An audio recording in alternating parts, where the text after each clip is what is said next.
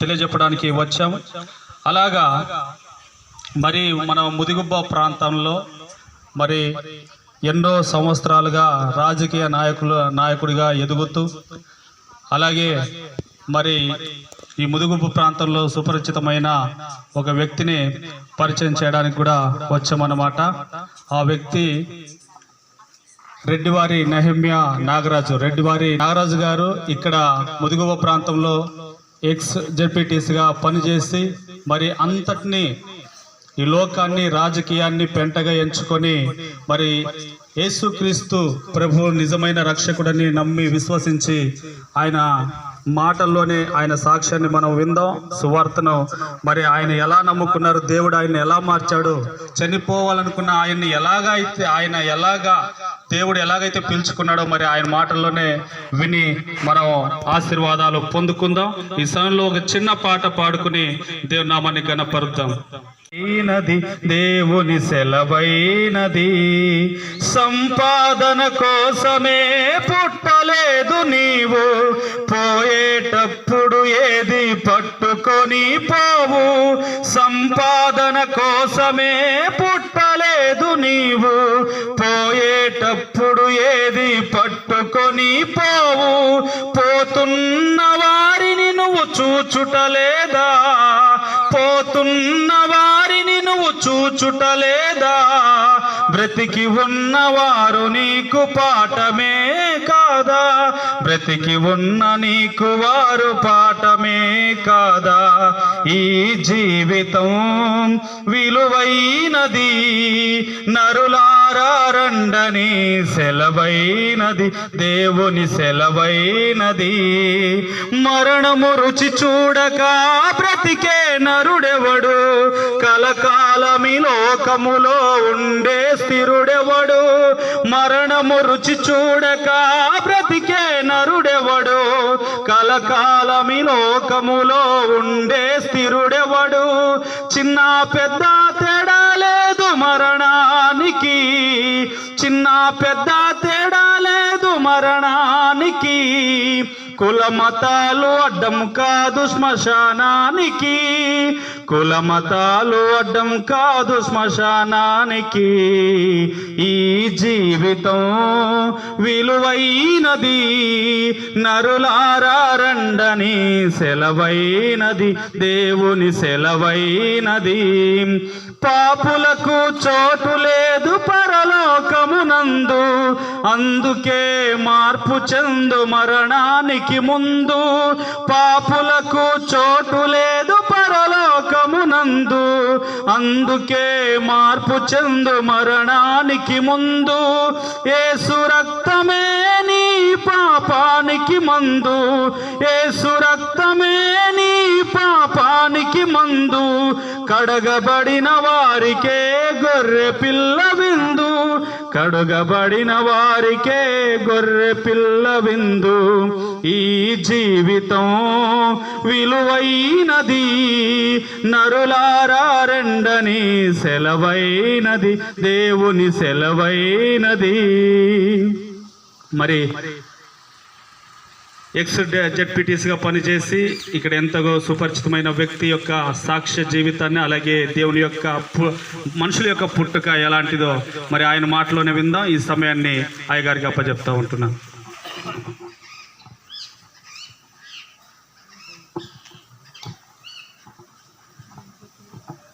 దేవునికి మహిమ కలుగునుగాక.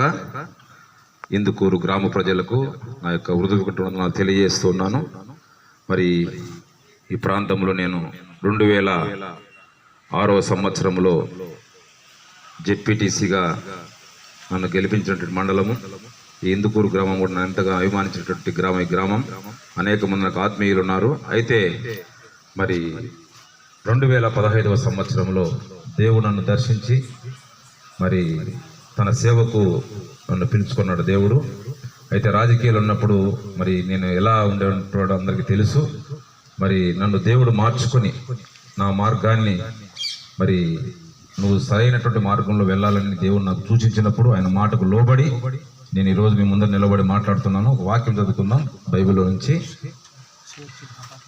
దేవుడు లోకమును ఎంతో ప్రేమించెను కాగా ఆయన తన అద్వితీయ కుమారునిగా పుట్టిన వాని యందు విశ్వాసముంచు ప్రతివాడును నశింపక నిత్య జీవం పొందునట్లు ఉండేటువంటి అందరికి తెలుసు.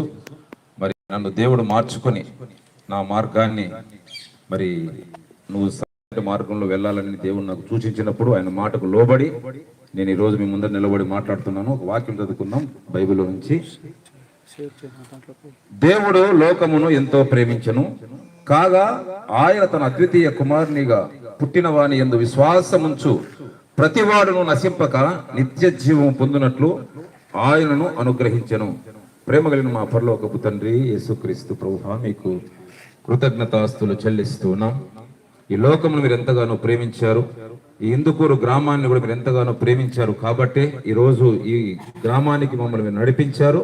అందును బట్టి మీ కృతజ్ఞతాస్తులు చెల్లిస్తున్నా. ఈ గ్రామంలో ఉన్న ప్రతి కుటుంబాన్ని ప్రభువా దీవిస్తూ ఉన్నాను, ఆశీర్వదిస్తున్నాను. ప్రభువా, ఏ కుటుంబం ఏ అవసరం ఉండదో చూస్తున్న దేవుడు సహాయము చేయండి.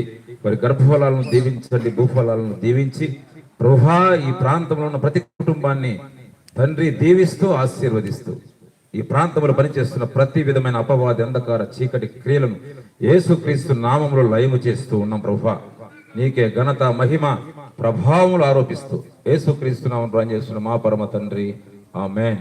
దేవునికి మహిమ కలుగును గాక.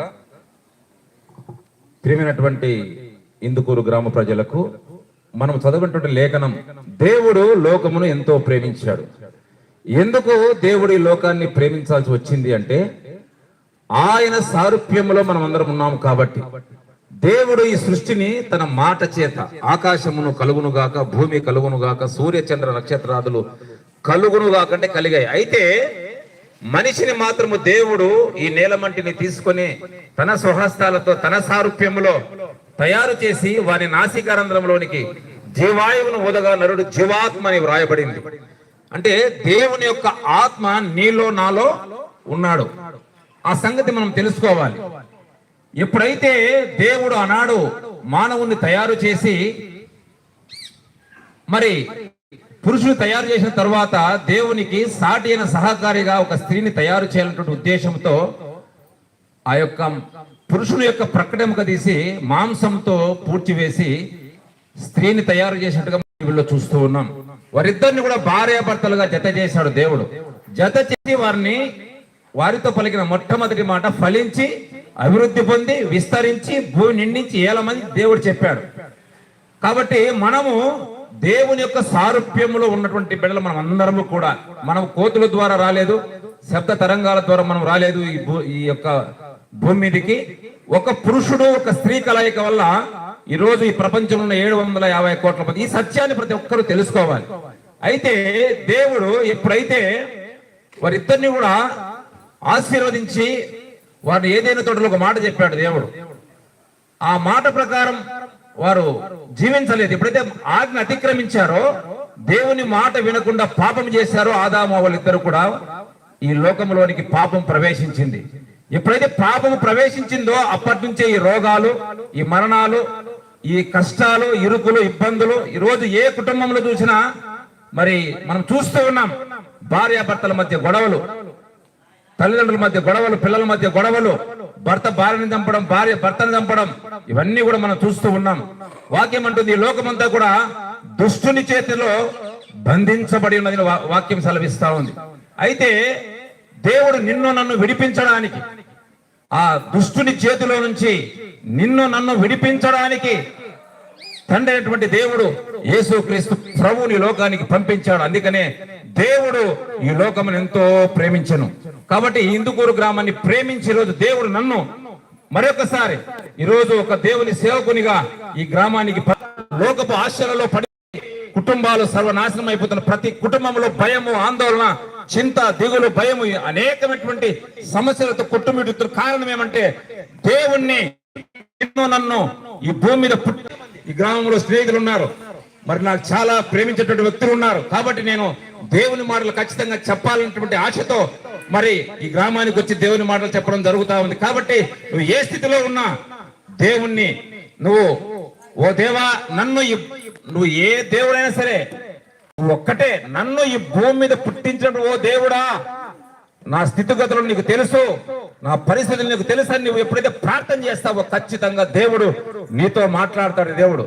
కాబట్టి ఆనాడు ఆదాము అవ్వలు దేవుని మాట వినకుండా పాపం చేశారు కాబట్టి ఆ పాపము మనిషిలోనికి వచ్చింది. తిరిగి ఆ పాపాన్ని తీసివేయడానికే తండ్రి దేవుడు యేసుక్రీస్తు ప్రభువును ఈ లోకానికి పంపించి కల్వరి శిలువలో నీ కొరకు నా కొరకు సర్వ మానవాళి కొరకు పాపమును పరిహరించడానికి.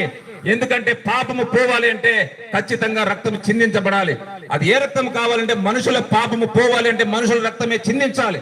కోల రక్తము మేకల రక్తము గ్రస్తులను స్వస్థపరచి దయముల చేత పీడించబడుతున్న వారిని విడిపించి, బంధకాల్లో ఉన్న వారిని విడిపించి, చెరసాలు ఉన్న వారిని విడిపించి, భయము చేత బాధించబడుతున్న వారిని విడిపించి, నలిగిన వారిని ఉజ్జీవింపజేయడానికి యేసుక్రీస్తు ప్రభు లోకానికి వచ్చాడు.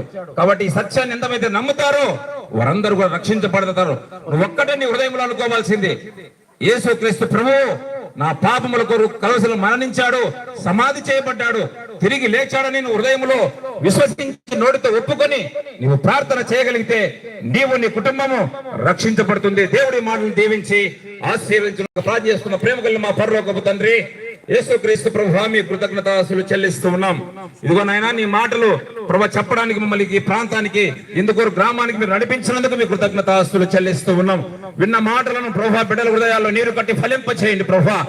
ఏ బిడ్డ నా తండ్రి ఏ యొక్క అపవాది చేతిలో సాతాను చేతిలో బందీ అయి ఉన్నారో ఇప్పుడే యేసుక్రీస్తు నామములో ప్రభువా వారిని విడిపించమని ప్రార్థన చేస్తూ ఉన్నాను.